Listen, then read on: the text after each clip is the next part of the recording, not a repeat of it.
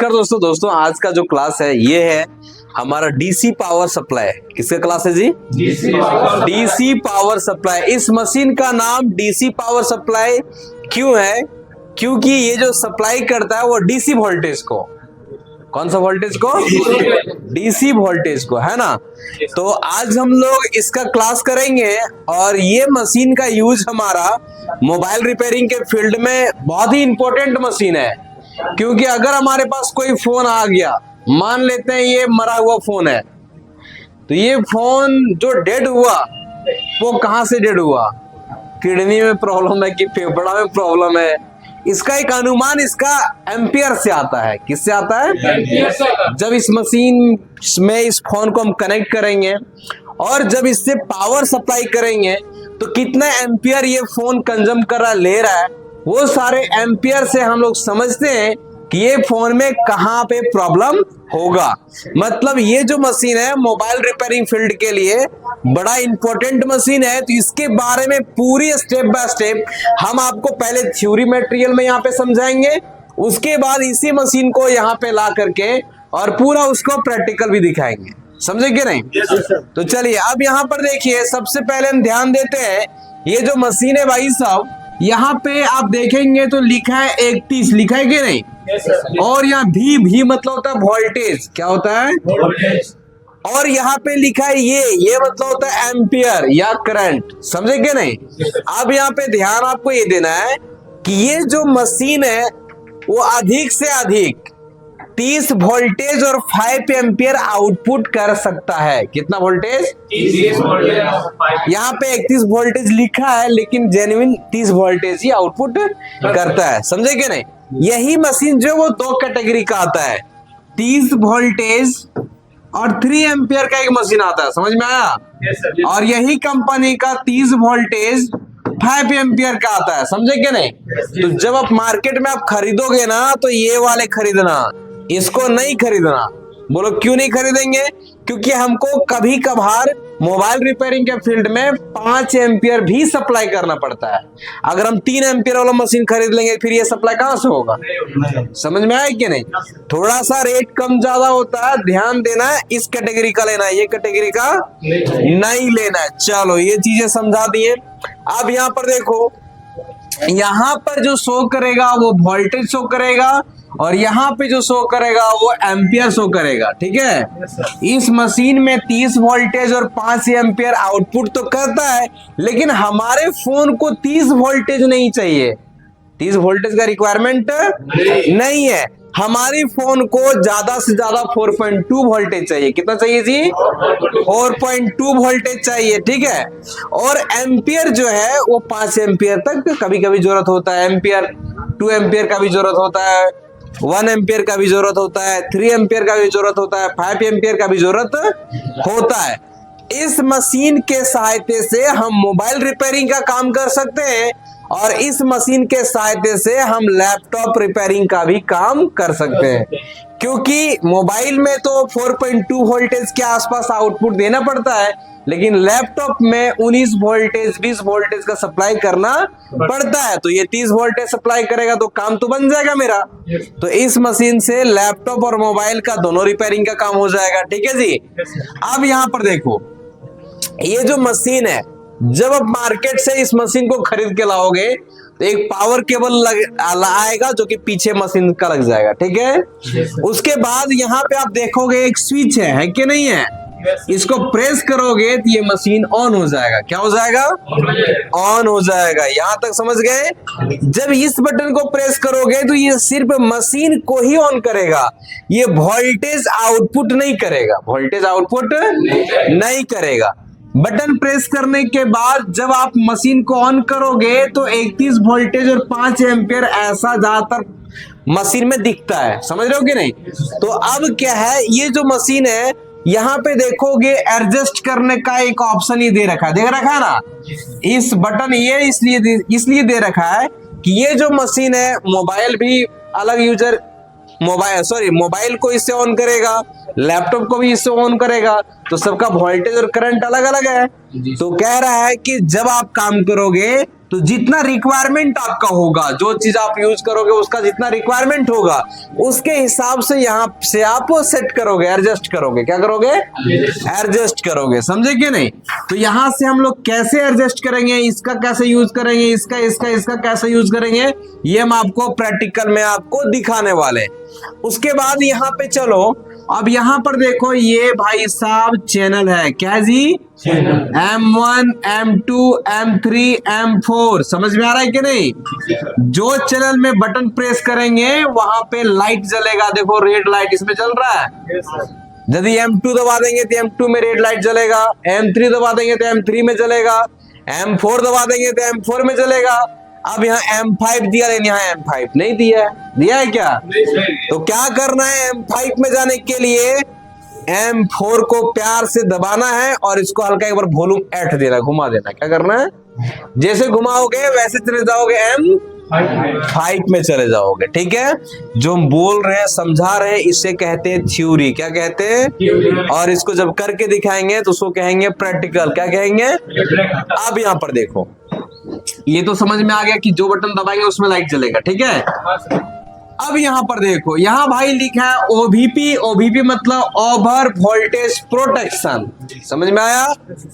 यहाँ लिखा है ओसीपी मतलब ओवर करंट प्रोटेक्शन। समझ में आया? अब यहाँ पर देखो लिखा है सीवी और आउट। इसका इस्तेमाल नहीं है, इसका बटन भी यहाँ नहीं दिया हुआ सीसी का। सीवी और आउट, सीवी मतलब होता है, सी मतलब करंट और वी मतलब वोल्टेज। समझ में आया? जब यहाँ पे इसको दोनों को ऑन करेंगे ना, तब जाके यहाँ वोल्टेज आउटपुट करेगा। और इन दोनों को ऑन करने के लिए यहाँ एक बटन दिया है जिसको कहते हैं ऑन और ऑफ। समझ में आया? ये बटन को दबाएंगे तब यहाँ पे आउटपुट करना शुरू करेगा। समझे कि नहीं समझे? अब यहाँ पर देखो, ये है लॉक, LOCK।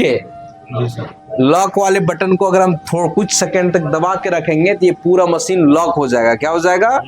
लॉक करने के बाद कोई बटन इधर से आके बच्चा उच्चा दबा देगा तो कोई छेड़छाड़ नहीं होगा। फिर अनलॉक करने के लिए कुछ सेकंड तक दबा के रखेंगे, मशीन अनलॉक हो जाएगा। ओसीपी और ओवीपी को समझ लो। जब हम किसी फोन को डीसी मशीन से कनेक्ट करते हैं ना, उस समय ओसीपी और ओवीपी को एक्टिव कर लेंगे, मतलब ऑन कर लेंगे। क्या कर लेंगे? ऑन इसलिए कर लेंगे कि अगर हम कोई फोन को इस मशीन से ऑन कर रहे हैं और अगर इस फोन में किसी भी प्रकार का शॉर्टिंग होगा, क्या होगा? और अगर हम वोल्टेज को सप्लाई कर देंगे तो मदरबोर्ड और खराब कर देगा। समझ में आया कि नहीं? तो इसीलिए प्रोटेक्शन को अगर हम ऑन कर लेंगे ना, और अगर हम मोबाइल को कनेक्ट किए और अगर मोबाइल के मदरबोर्ड में कुछ प्रॉब्लम रहा तो मशीन ऑटोमेटिक बंद हो जाएगा। क्या हो जाएगा? मतलब फोन का मदरबोर्ड खराब होने से पहले मशीन बंद हो जाएगा। तो मेरे मदरबोर्ड में कोई दिक्कत नहीं आएगा। ये समझ में आया कि नहीं? इसीलिए हमारे मशीन में ये प्रोटेक्शन दिया हुआ। ठीक है जी? अब यहाँ पर देखो, ये कनेक्टर है। तो ये जो कनेक्टर है भाई साहब, इस कनेक्टर में बूट केबल लगेगा। कौन केबल लगेगा? तो जब आप बूट केबल लोगे ना, तो बूट केबल में 2 तार रहेगा। कितना तार रहेगा? 1 रेड रहेगा और 1 ब्लैक रहेगा। समझे कि नहीं? तो रेड वाले को आप इसमें लगाओगे, रेड तार को इसमें लगाओगे, ब्लैक वायर को इसमें हम लोग यूज नहीं करते हैं। समझ में आया कि नहीं है? इसका इस्तेमाल हम लोगों का नहीं है। तो ये हो गया इसका थ्योरी मटेरियल्स। अब यहाँ पे इस मशीन को कैसे हम प्रैक्टिकली ये सारे चीजों को देखेंगे, तो मशीन में हम आपको दिखाते हैं सारे चीजों को सेट करके। ठीक है? तो चलिए, हमारे पास में सनशाइन कंपनी का डीसी पावर सप्लाई आ चुका है। ठीक है जी?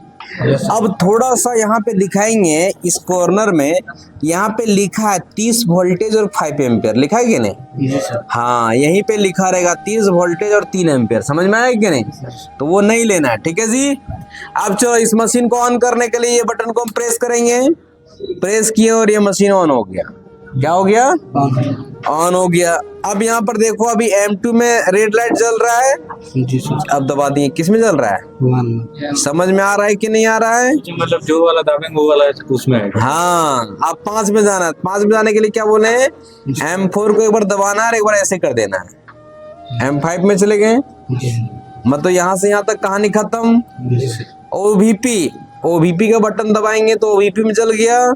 OCP का बटन दबाएं तो OCP में जल गया। CB और आउट ऑन ऑफ का बटन दबाएंगे तो CB और आउट में लाइट जल गया। CC का कोई बटन दिया है का? लॉक बटन दबा के रखेंगे, बस टी किया मतलब लॉक। आप देखो कोई छेड़छाड़ नहीं, कुछ हो रहा है? नहीं, लॉक हो चुका है। लॉक हो चुका है। दबा के रखेंगे, अनलॉक। हाँ, इसे क्या प्रीसेट कर सकते हैं? नहीं, ये 1 2 M1 M2 M3 कह दिया है, इसका भी स्टोरी बताएंगे, सुनेगा तब ना अच्छा लगेगा। देखो अब यहाँ पर देखो, ये M1 M2 M3 M4 M5 क्यों दिया है? ये सारे चीजें इसलिए दिया है कि आप जब काम करोगे तो कभी कीपैड फोन आ जाएगा, आएगा ना, कभी एंड्रॉइड फोन आ जाएगा, आएगा ना, कभी शॉर्टिंग रहेगा फोन में, रहेगा कि नहीं, कभी बैटरी बूस्ट करोगे कि नहीं। तो हर काम के लिए अलग वोल्टेज और अलग एम्पियर का रिक्वायरमेंट होता है।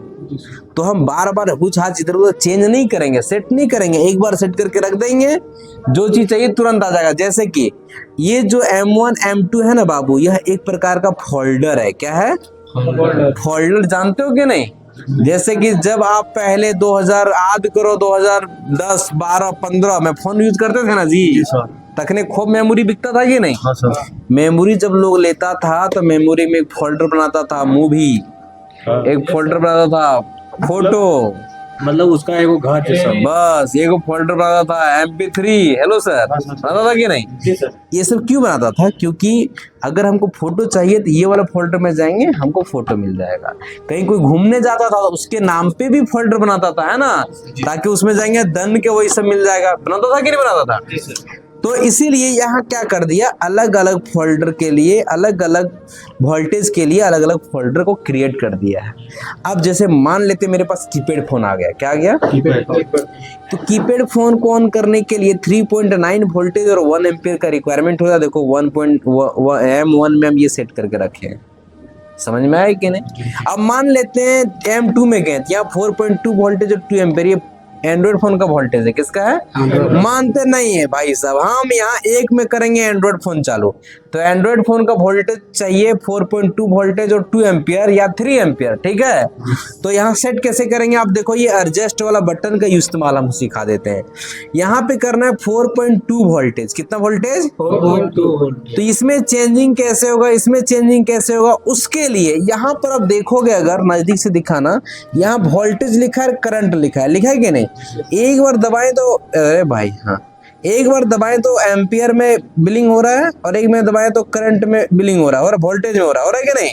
तो जब वोल्टेज में होगा ना, उसमें वोल्टेज वाले को छेड़छाड़ कर सकते हो। तो यहाँ पे देखो, ये लेफ्ट राइट वाला बटन है, आगे मतलब बाएं दाएं इससे जा सकते हैं। तो यहाँ 3 के पास हमको 4 करना है, तो 4 कर दिए। अब यहाँ गए 9 के पास हमको 2 करना है, तो इसको पीछे लाएंगे और 2 कर देंगे, 4.2 वोल्टेज हुआ। अब यहाँ करना 2 एम्पियर, तो एक बार और दबाएंगे और यहाँ पे थोड़ा बढ़ा देंगे, 2 एम्पियर हुआ। तब क्या हुआ, M1 में हमारा एंड्रॉयड फोन ऑन होगा और इस छोड़ देना है, बिलिंग करना बंद कर देगा, तो ऑटोमेटिक ये सेव हो जाता है। इसको सेव करने की जरूरत नहीं है। अब यहाँ पे हमको करना है, यहाँ पे हमको कर रहा है कीपैड फोन। तो कीपैड फोन के लिए हमको वोल्टेज चाहिए 3.9 वोल्टेज। कितना चाहिए? यहाँ पे सेट किएंगे, यहाँ पे करेंगे 9 और यहाँ करेंगे 3.9 हुआ। यहाँ करना 1 एम्पियर, यहाँ पे जाएंगे और कर देंगे 1 हुआ। समझ में? यहाँ से देखो हमारा एंड्रॉइड फोन चालू होगा यहाँ से, और यहाँ से होगा, देखो सेट ही रहा ना, गड़बड़ाया क्या?